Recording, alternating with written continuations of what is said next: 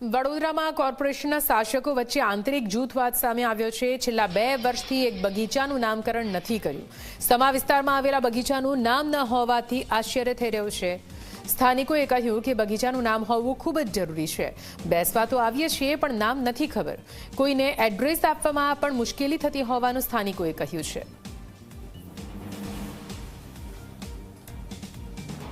बिल्कुल अजुकतुं लागे है कि कोई ने भी कहूँ हो कि हूँ कई जगह बैठो छूँ तो कहवाय कि गार्डन में बैठो पण कया गार्डन में बैठो छूँ ये माहिती नहीं आपी सकता।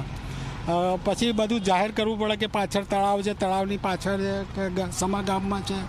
आ रीते परफेक्ट नाम नहीं तो एड्रेस नहीं। હવે આ બગીચો સૌથી સુંદર છે, સારી વ્યવસ્થાઓ છે, પરંતુ જોવા જઈએ તો આ બગીચાને કોઈ નામકરણ કરવામાં નથી આવ્યું, કોઈ નામ આપવામાં આવ્યું નથી। એટલે વડોદરા શહેરની પ્રજા હોય કે સમાની પ્રજા હોય, આ બગીચામાં નામ નહીં મળવાથી આપણે પણ કહી શકીએ કે નામ ન હોય તો ગુમનામ બગીચો। પરંતુ ક્યાંક ને ક્યાંક વડોદરા શહેરના રાજકારણી હુસાતુસી યા તો મારો માણસનું કંઈક થાય નામ યા તો કોઈ કંપનીનું નામ આલીને કંઈક સેટિંગ કરવાનું હોય, એટલે ક્યાંક રાજકારણીની હુસાતુસીના કારણે આ સમા વિસ્તારના બગીચાને નામ નથી મળ્યું। વડોદરા કોર્પોરેશનના શાસકોના આંતરિક જૂથવાદ અને વિખવાદના કારણે સમા વિસ્તારમાં આવેલા બગીચાનું નામ છેલ્લા 2 વર્ષથી આપવામાં નથી આવ્યું।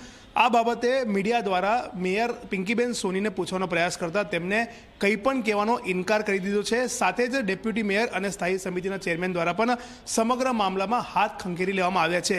ત્યારે સવાલ એ થઈ રહ્યો છે કે જે એક બગીચાનું નામ નથી આપી શકતા અને નામ ન આપી શકવાનું કારણ પણ નથી જણાવી શકતા, તેઓ ક્યાંક ને ક્યાંક પોતાની જવાબદારીમાંથી છટકવાનો પ્રયાસ કરતા હોય તેવો ઘાટ સર્જાઈ રહ્યો છે। કેમેરામેન મુકુંદ દવે સાથે રવિ અગ્રવાલ, ઝી મીડિયા, વડોદરા।